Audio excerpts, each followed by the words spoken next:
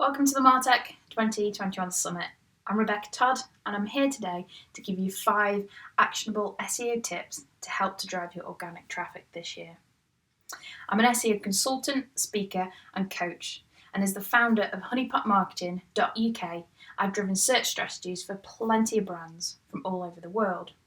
So these techniques are tried and tested in a range of different industries, from gambling, pet products, finance, health products, Bitcoin exchanges, stationery, dance classes, and many more. So whatever your niche is, these techniques will work for your business in 2021, I can promise you. And now is the perfect time to ramp up your SEO game. More people than ever are shopping online. Internet sales value in the UK alone is up by 79% as of November 2020. And it's unsurprising then that 70% of retailers say that COVID has improved their marketing ROI. So now's the time to tap into this increase in online demand. And the best thing about doing this with SEO is that essentially it's free. You might have to pay up front for a specialist like myself to design and roll out the right strategy for your business. But long term, it's free. So how do you tap into this demand and drive more organic traffic? Well, that's exactly what I'm going to help you with today. But first, let's just make sure we're all on the same page with what SEO actually means.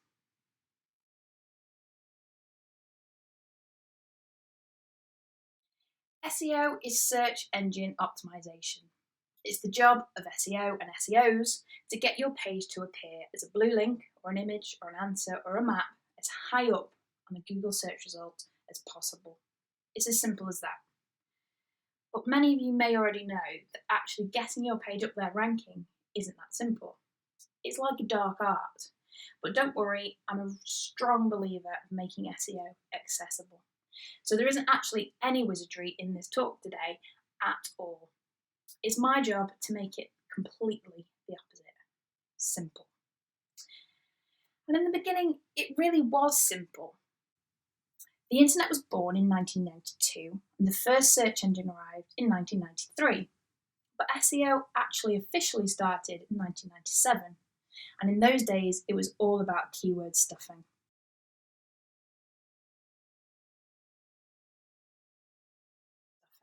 If you wanted to rank in number 1, you used your keyword more times than the page that was currently number 1.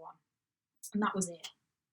But then Google came on the scene in 1998 with PageRank.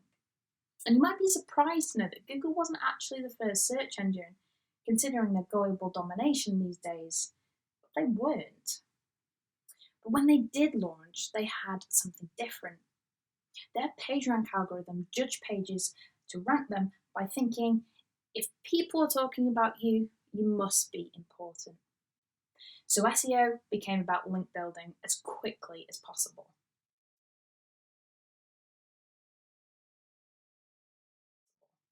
And this made getting backlinks, which are links from another site to yours, from anywhere. And this worked for a while.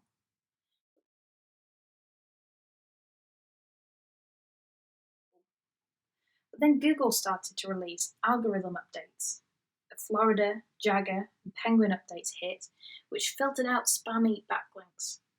So if you had spam links to your site, they were no longer considered, and your ranking profile dipped significantly.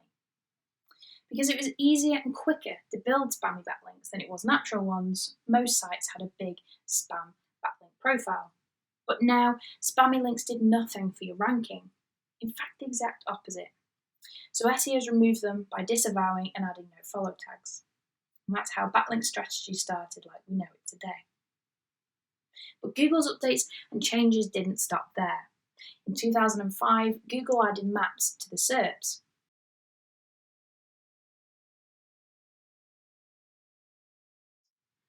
And these maps took a significant amount of space in the results page and dominated local searches. So SEO also became about geographical intent. It started to include local information, which was specific and distinct to the rest of the content on websites. And this Map Plus feature paved the way for Google Universal Search 2 years later in 2007.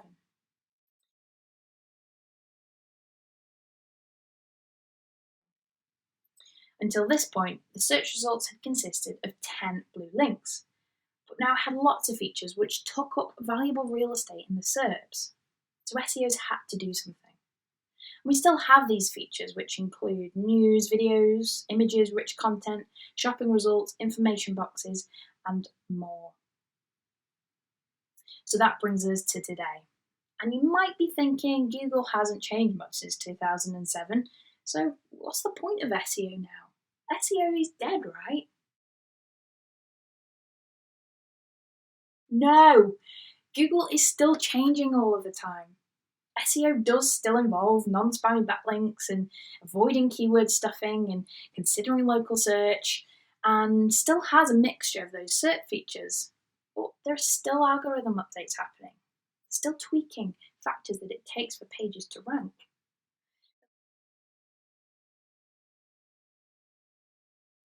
And since those search features were introduced in 2007, there's been plenty of updates to Google's algorithm, including the Medic update, Eat update, and the introduction of BERT.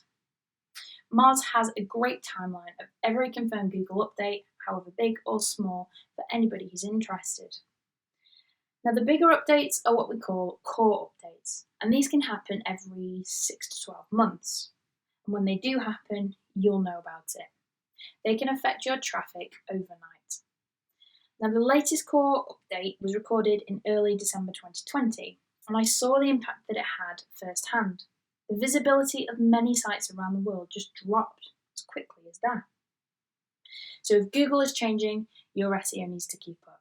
So here are 5 techniques to help you to stay up to date with your SEO in 2021.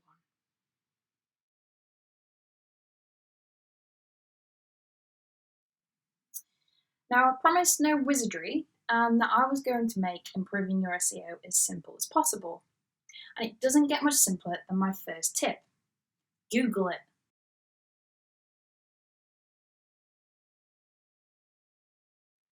It's something that often gets overlooked, but if you're trying to rank for a keyword or search term, you need to understand what's already there. Googling it will give you important information, like search intent. Are people ready to buy, or do they want information? It'll tell you about page types. Is it blogs, home pages, or product pages that are ranking? It'll give you an indication of what search features you can target, like images, videos. People also ask. It will tell you about page titles. What are those blue links saying? And it will give you an indication of how likely you are to rank based on the competition. Google is literally telling you what it wants to see for your search term, so use it. Google it. My next tip is slightly more involved because it is a longer process, but it's still pretty simple. Roll out content clusters. Now, what I'm asking you to do here is think about your content, like blogs, like you would with categorizing your products. You don't just list every single product on your website individually, do you? You group them into categories and subcategories that can be filtered and searched. And you'll put these categories and subcategories in a nice order to make your navigation. Well, this is exactly what you should be doing with your blog too. Group all of your existing blogs into categories. Now, you might already do this, but chances are that you don't have a landing page for each of those categories, which talks about the category, has links to the blogs, and links to the subcategories within it. Again, you wouldn't have a product category without a landing page that links to the products. So don't have a blog category that doesn't have a landing page linking to your blogs either. It's as simple as that. And doing this will help you to make sure your content is discoverable. It will improve your site structure and help you to build out an internal linking structure. And that is important because the way Google works is they send these bots to crawl your site, but they're time limited. They'll start with your homepage and follow all the links and work down until they've run out of time. So if you have content 10 clicks deep, how are they going to find it within the time? And if they can't find it, it won't rank. So your site structure and internal linking really matters.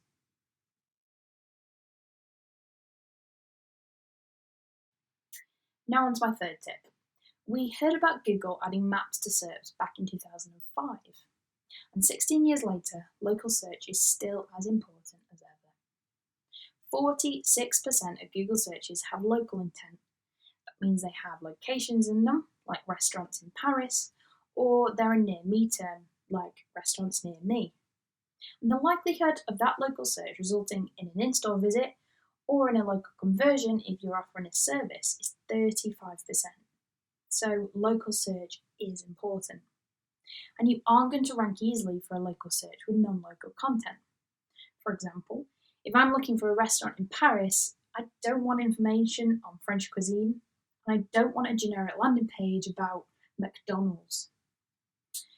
I might want a list of McDonald's in Paris or directions to my nearest McDonald's, but I don't want general information about McDonald's restaurants. It's not going to help me when I'm hungry in the middle of Paris. So my tip here is to create local pages for local searches, but only create a separate local page if there's a search volume. And no one's searching for a painter in Warsaw, don't create a page for one. It's a waste of your resources, time and money. But if you do create a local page, make sure you link it to any main or generic category above it. So link painters in Warsaw to a painters and decorators page. And don't just duplicate the content from that generic page and put it on a local page. Duplicate content should be avoided at all costs. So if you are creating a local page, it needs to have unique and location-specific content. Now on to my fourth tip, which is all about creating and establishing trust.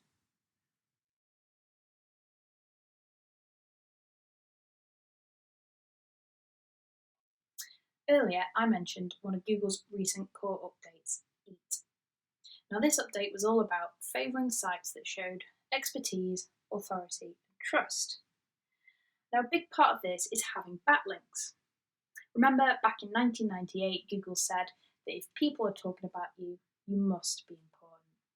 Well, that is still true, but they want to see that trustworthy people are talking about you, not just anybody. Think of it this way. Are you more likely to believe information from a Karen on Facebook or a detailed encyclopedia entry? It's the same principle with Google and backlinks, so you need to make sure that you're gaining links that are trustworthy, which will make you appear authoritative. And your on-site content should mirror this too, so make sure your content is as trustworthy, if not more, than the backlinks you have. Be somewhat of a subject matter expert by providing lots of useful and relevant content. From my experience, it can also help if you make it obvious that your content was or is written by an actual expert. So, for example, a nutritionist writing for a health site or a gas-safe engineer writing for a plumbing website. And that brings us to my final tip in this talk. It goes without saying that keywords are central to any SEO strategy. But we've come a long way from the early days of keyword stuffing. So my final tip for your SEO in 2020 is to use LSI Keywords. It sounds like wizardry. It stands for Latent Semantic Indexing, but it's actually really simple. LSI keywords are search terms related to your main keyword. So your keyword might be a pencil case, so you want to mention pens, pencils, rubbers, back to school, office, and so on. But don't just list them like that. Be genuine and natural and put them into sentences that you might actually say to someone who either doesn't know what a pencil case is or doesn't know about all the different types and styles. Doing this will help to support your content and make it easier for both users and search engines to know what your writing is about. And it could also broaden your chances of ranking for those keywords as well as your main keyword. So it's kind of a win-win. So there you have it. Hopefully, you've now got 5 actionable SEO tips to go and roll out on your own websites.